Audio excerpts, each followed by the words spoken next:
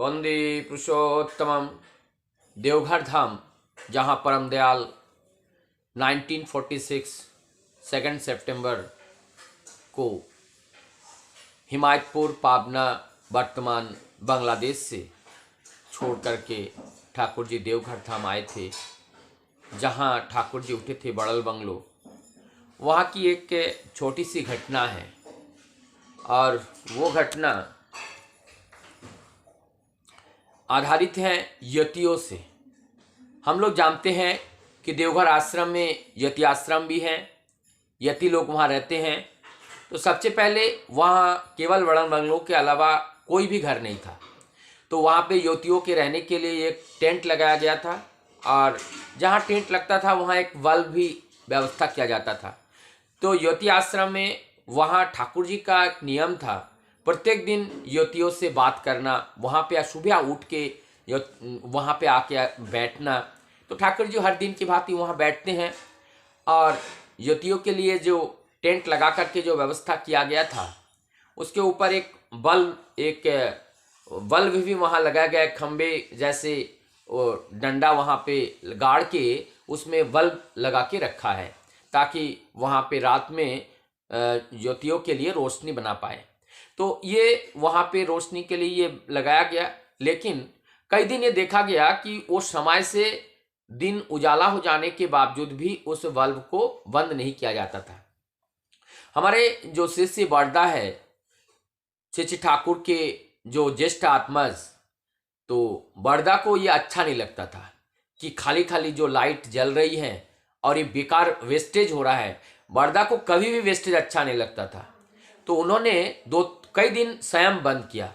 उसके बावजूद भी देखा कि इसमें कोई ध्यान नहीं देते हैं, तो उन्होंने क्या किया कि उसको ऑन ऑफ करने के लिए एक जो लाइन है वो दूसरी तरफ कर दिया और वहाँ पे वो दायित्व किसी और को दे दिया। और वहाँ पे जो यतीन दादा थे, तो यतीन दादा को थोड़ा सा अपमान सा बोध हुआ।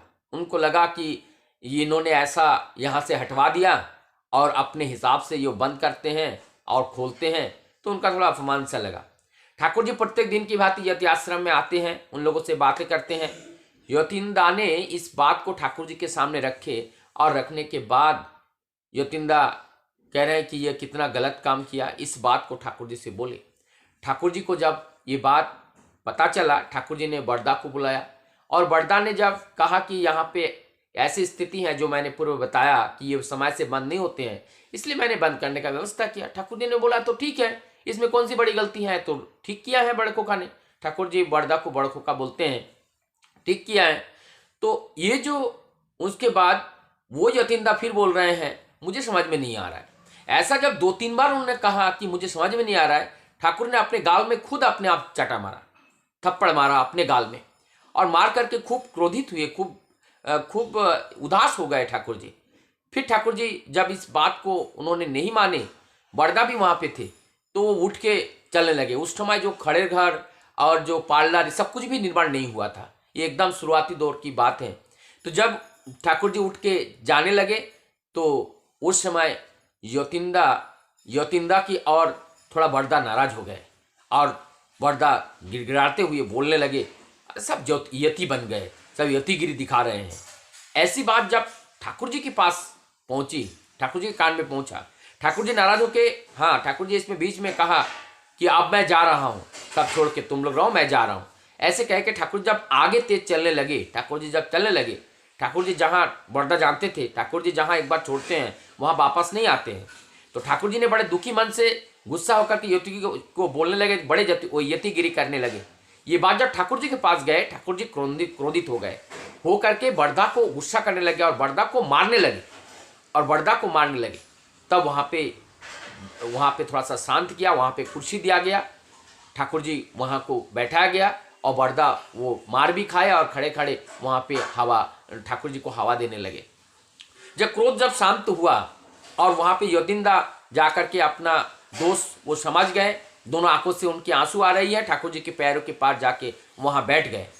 तो ठाकुर जी बोल रहे हैं कि मैं जितने बार बड़खोखा को मारा हूँ वो निरपराध निर्दोष थे और उस निर्दोष कंडीशन में भी मुझे उनको ऊपर हाथ उठाना पड़ा, उनको मारना पड़ा।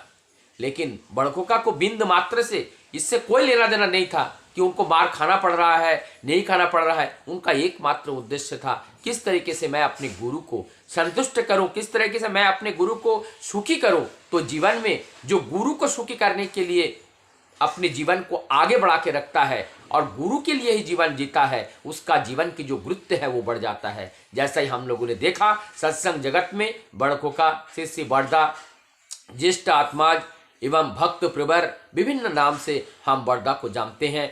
और ऐसे ही व्यक्ति और ऐसे ही महान जो विभूति ठाकुर जी के ज्येष्ठ आत्माज के रूप में आए, उनको ये कितने अनंत वर्ष तक, ये जब तक इस धरती सूरज चांद रहेगा तब तक ये सब दादा की ये नाम भी इस तरीके से रहेगा। इस तरीके से हमारी जनरेशन बाय जनरेशन याद करते रहेंगे।